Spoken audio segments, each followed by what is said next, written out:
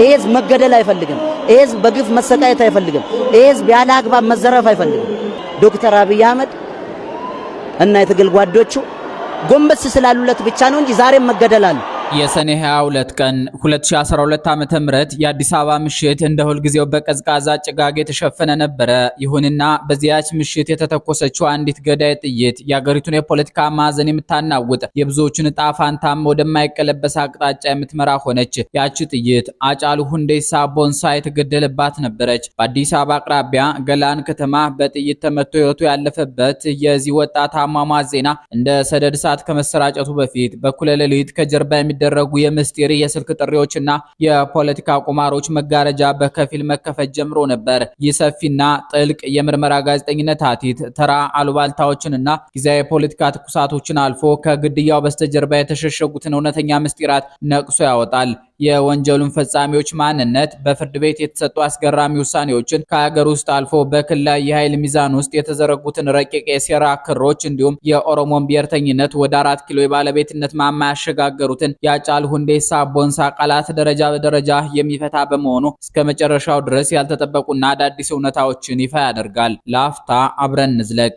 በወንጀል ዙሪያ ለዓመታት ሲነሱ የነበሩ አዳዲስ ጥያቄዎች፣ ውዝግቦችና ያልተፈቱ የፖለቲካ እንቆቅልሾች በአገሪቱ የቅርብ ጊዜ ታሪክ ላይ ጥቁር ጥላ ጥለው ማለፋቸው ይታወቃል። ይሁን እንጂ ወንጀሉ በተፈጸመ በሳምንታትና በወራት ጊዜ ውስጥ በቀጥታ ግድያውን የፈጸሙና ያመቻቹ ተጠርጣሪዎች በቁጥጥር ስር ውለው የፍርድ ሂደቱ ሲከናወን ቆይቷል። የአምስቱ ሰኔዎች ወግ በተሰኘው መጽሐፋቸው ላይ ጸሐፊው ይመስገን መሳፍንት እንዳሰፈሩት ግድያው አስገዳይ እንደሚኖረው ሁሉ በቀጥታ ገዳይም እንዳለው ይታወቃል። በእርግጥም ቅጥረኛ መሆናቸው የማያነጋግር ወጣቶችን መንግስት በወቅቱ በቀናት ውስጥ በቁጥጥር ስር አውሎ ነበር። በወቅቱ የነበሩት ጠቅላይ አቃቢ ህግ ወይዘሮ አዳነች አቤቤ ወደ መገናኛ ብዙሃን ቀርበው በምርመራ የተደረሰበትን እውነታ በዝርዝር አስረድተው የነበረ ቢሆንም የፍርድ ሂደቱ ግን እንደቀደሙት የሰኔዎቹ ግድያዎች ቀናትና ወራትን እየወለደ ለረጅም ጊዜ ዘለቀ። ከግድያው አንድ ዓመት በኋላ ማለትም በሰኔ 2013 ዓ.ም የልደታ ምድብ ችሎት የሆነው የሽብርና ህገ መንግስታዊ ጉዳዮች ችሎት አጫሉን በመግደል የተጠረጠሩትን ከአንደኛ እስከ 3ኛ የተከሰሱትን ጥፋተኛ ሲል ብይን አሳልፏል።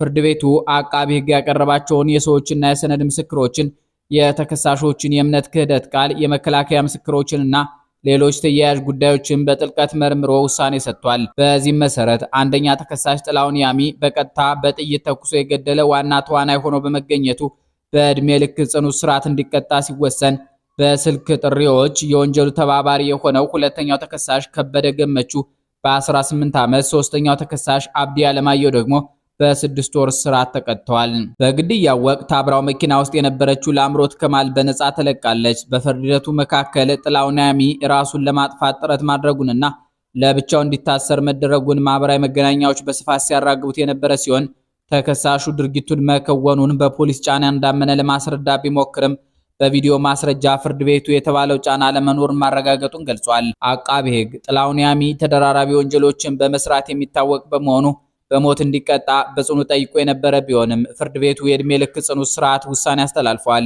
ይህ የገዳዮቹ ፍጻሜ ቢሆንም ለአድናቂዎቹ ግን ዋናውና ትልቁ ጥያቄ አስገዳዩ ማን ነው የሚለው ሆኖ ቀጥሏል። እውነተኛውን አስገዳይ ለመለየት አንዳንድ የታሪክና የፖለቲካ ነጠብጣቦችን ማገናኘት የግድ ይላል።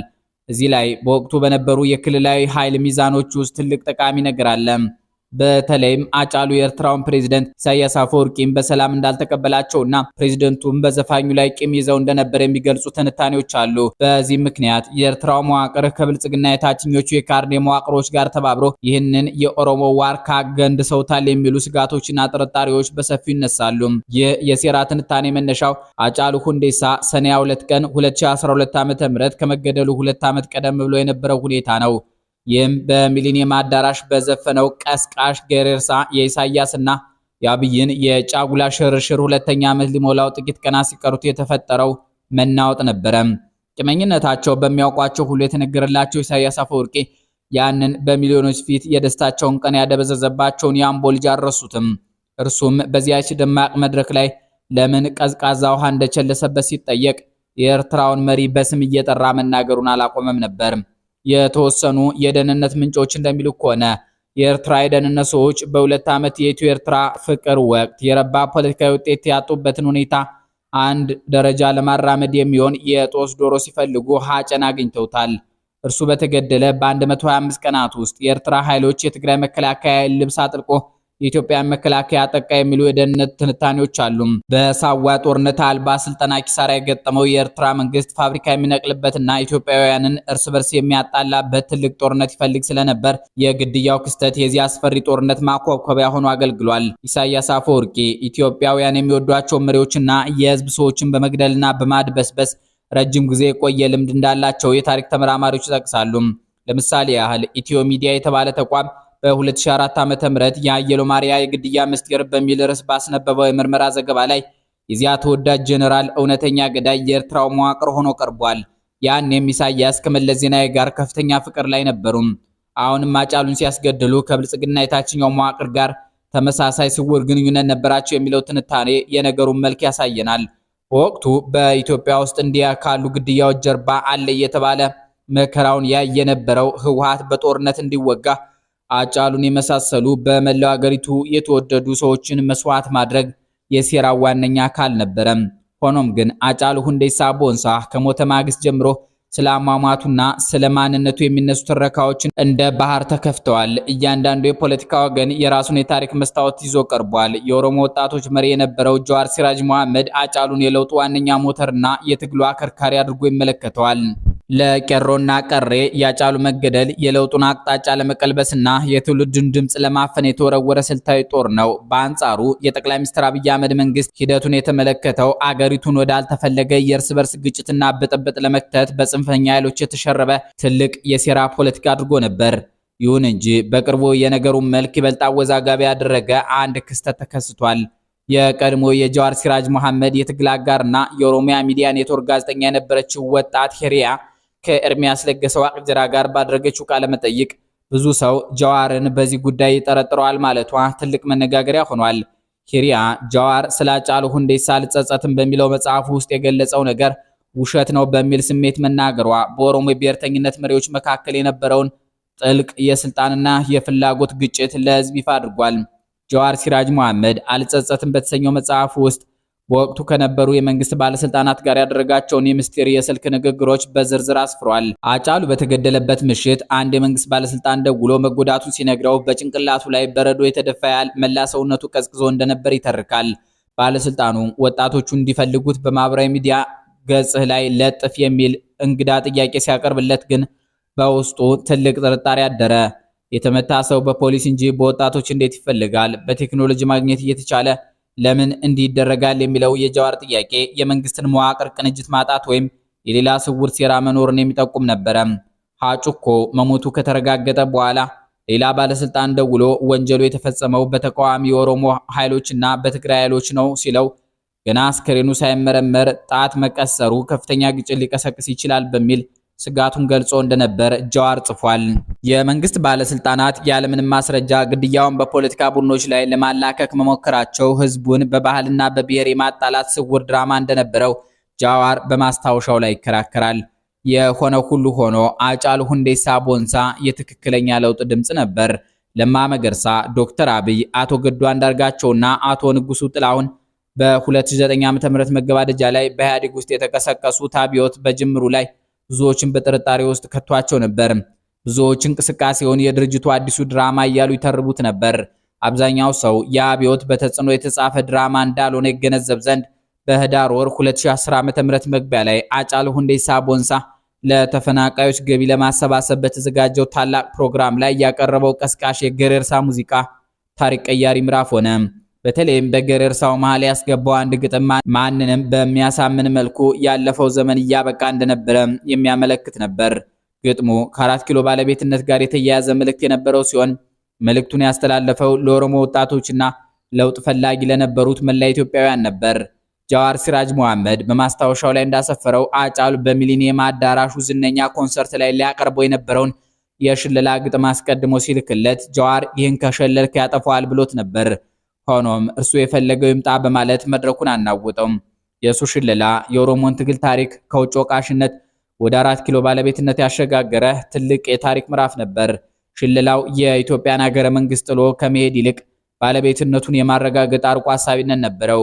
በአባቶቼ ምድር ላይ ባጥንታቸው የሰሩትን ሀገር እወርሳለሁ እንጂ ጥዬ አልሄድም፣ አላፈርሰውም የሚል ጥልቅ ፍልስፍና የያዘ ነበር። እያንዳንዱ ትውልድ የራሱ ማህተም አለው፣ የራሱ ቁስል፣ የራሱ አሻራ፣ የራሱም ጀግና ይኖረዋል። በኢትዮጵያ ዘመናዊ የታሪክ ምዕራፍ ውስጥ ደግሞ ይህ ትውልድ አንድ ትልቅ ኮከብ በአደባባይ ሲረግፍ ተመልክቷል። ያ ኮከብ ያ የሉዓላዊ ስሜትና የነጻነት ዜማዎች ምንጭ ሃጫሉ ሁንዴሳ ይባላል።